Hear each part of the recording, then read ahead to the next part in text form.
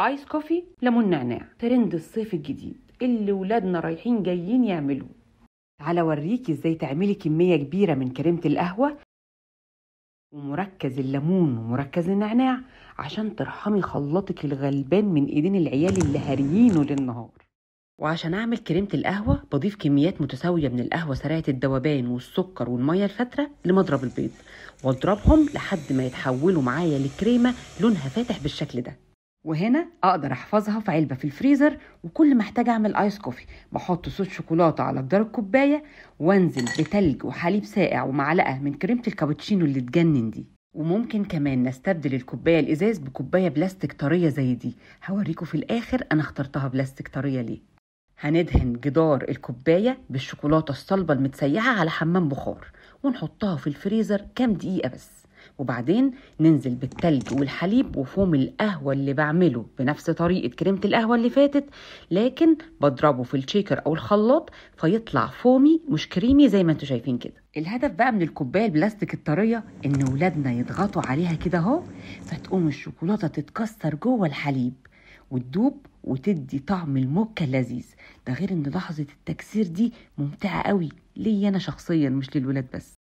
ندخل بقى على مركز الليمون، وده ما هو الا ليمون بنقشره بس بناخد الجزء الاصفر بس، اما الجزء الابيض فبنرميه عشان الليمون بتاعنا ما يمررش. باخد بقى قشر الليمون بتاعي وبحط عليه كمية سكر وبدعكه ما بين ايديا كده اهو، وده عشان احفز كل زيوت الطيارة اللي موجودة في قشر الليمون انها تخرج، فالعصير بتاعنا يفحفح اخر فحفح. في الخلاط بحط الليمون اللي قشرته وعليه السكر المنكه بالقشرة، وابتدي اصفيهم واحطهم في قوالب تلج او قوالب سيليكون زي دي عشان تسهل عليا خروجها، وعلى الفريزر، ولما يتجمدوا بعبيهم في علبة بالشكل ده وعلى الفريزر تاني لحين استخدامهم. طب ازاي اعمل مركز نعناع بما ان النعناع الفريش روحه قصيره قوي ومش متوفر طول الوقت؟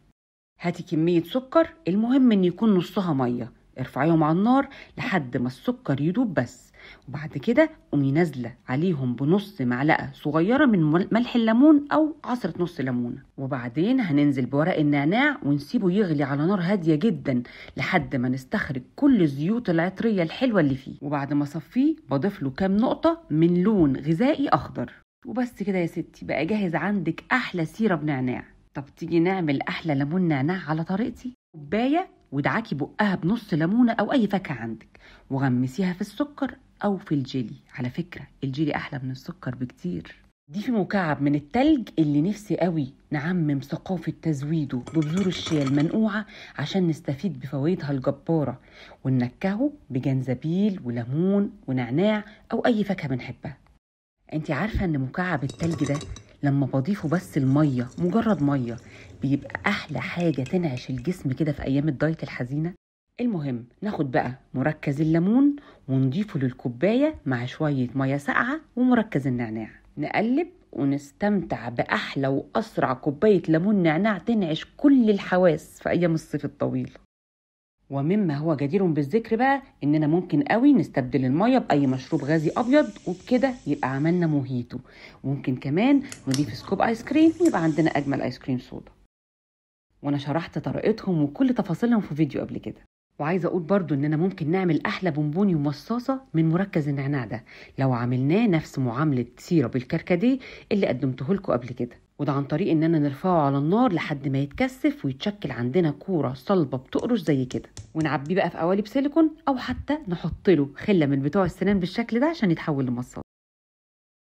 وفي النهايه خالص انا عايزه اقول لك قريت مقوله جميله وحسيت انها بتمثلني قوي. المقوله دي بتقول: من جاءنا بالود حفظناه، ومن جاءنا بالقبح بكل ود تركناه. أتمنى لو الأفكار اللي قدمتها لكم عجبتكم وأنعشتكم تعملوا لي لايك وشير، وتسيبوا لي كلمة لطيفة زيكم كده في الكومنتات عشان يوصلكم مني كل جديد. أنا شيماء البهائي.